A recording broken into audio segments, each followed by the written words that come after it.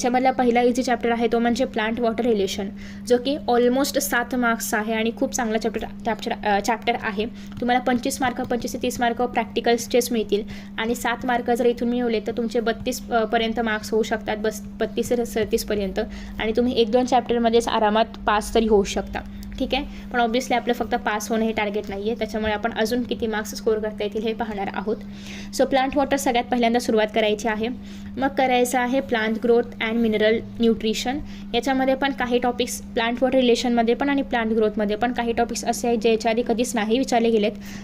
पण विचारले गेलेले टॉपिक्समध्ये ऑक्सिजनचे प्रॉपर्टीज लिहा, ऑक्सिजनचे कॅरेक्टरिस्टिक्स लिहा, किंवा जे आपले बाकीचे सगळे हॉर्मोन्स आहेत, सायटोकायनिन असेल वगैरे, सो ह्या सगळ्या हॉर्मोन्सबद्दल इन्फॉर्मेशन लिहा. हे 2 मार्कांसाठी, किंवा कधी कधी 2 हॉर्मोन्स मिक्स करून 4 मार्कांसाठी हा प्रश्न येतो.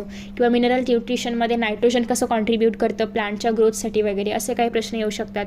किंवा तो जो नायट्रोजन, फॉस्फरस या सगळ्याचा जो काही चार्ट आहे तर तो चार्ट विचारला जाऊ शकतो. प्लांट वॉटर रिलेशनमध्ये ज्या काही थिअरीज दिल्या होत्या तर त्या थिअरी विचारल्या जाऊ शकतात. सो बेसिकली हे काही क्वेश्चन्स याच्यामध्ये येऊ शकतात. काही टॉपिक्स असे आहेत ज्याच्यामधले क्वेश्चन्स याच्या आधी कधीच नाही विचारले गेलेत, सो तुम्ही ते टॉपिक स्किप केले तरी पण चालतील. हे तुम्हाला कसं कळेल, एकतर PYQच्या आधारे किंवा मी व्हिडिओज अपलोड करणार आहे त्याच्या आधारे. सो पहिले 2 जे चॅप्टर तुम्ही करणार आहात ते आहे 6th आणि 7th चॅप्टर. इझी चॅप्टर्स आहे, जास्त काही याच्यामध्ये कॉन्सेप्ट्स नाही आहेत, फक्त रट्टोफाय मारायचा आहे.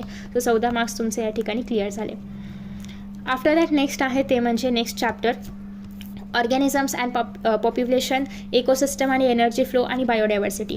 अगेन ज्याप्रमाणे केमिस्ट्रीमधले शेवटचे काही चॅप्टर्स पूर्ण थेरोटिकल आहेत, त्याचप्रमाणे ऑब्व्हियसली बायोलॉजी आहे म्हणजे थेरोटिकल असणार आहेतच, पण त्यासोबतच हे चॅप्टर्स खूप इझी आहे, खूप जास्त हार्ड कॉन्सेप्ट्स नाही आहेत आणि जे रिपिटेटिव्ह क्वेश्चन्स आहेत ते PYQचेच असतात, तेच दरवर्षी रिपीट होतात. त्याच्यामुळे तुम्ही हे चॅप्टर्स पण आरामात करू शकता, जे की आहे 12 मार्कांचे.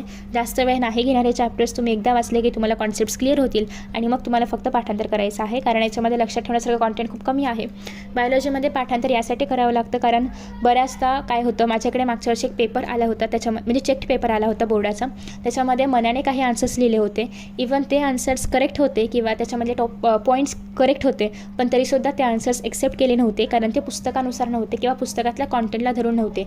इवन ते जर आपण वरच्यावर पाहिलं, आय गेस बायोगॅसचा काहीतरी तो प्रश्न होता, तर त्याच्यामध्ये बायोगॅसचे हे लिहायचे होते, काय म्हणतो आपण त्याला, बायोगॅसचा यूज बेनिफिट्स लिहायचे होते किंवा ॲडव्हान्टेजेस लिहायचे होते यूज ऑफ बायोगॅसचे, असा काहीतरी प्रश्न होता, नीट आठवत नाही आहे. तर त्याच्यामध्ये कॉस्ट इफेक्टिव्ह असेल किंवा चीपर असेल या काही गोष्टी तिथे होत्या, बट त्या पुस्तकामध्ये नसाव्यात मे बी. त्याच्यामुळे इवन त्या गोष्टी लिहिल्या तरी पण त्याला मार्क्स नव्हते दिले गेले, त्या प्रश्नाला मार्क्स कापले गेले होते, कारण तुम्हाला बाहेरचं कुठलंही कॉन्टेंट बायोलॉजीमध्ये लिहिणं अलाउड नाही आहे. इवन ते बरोबर असेल, कितीही त्या प्रश्नाला धरून असेल तरी पण नाही, पुस्तकामधलं जे आहे तेच तुम्हाला बायोलॉजीमध्ये लिहावं लागतं.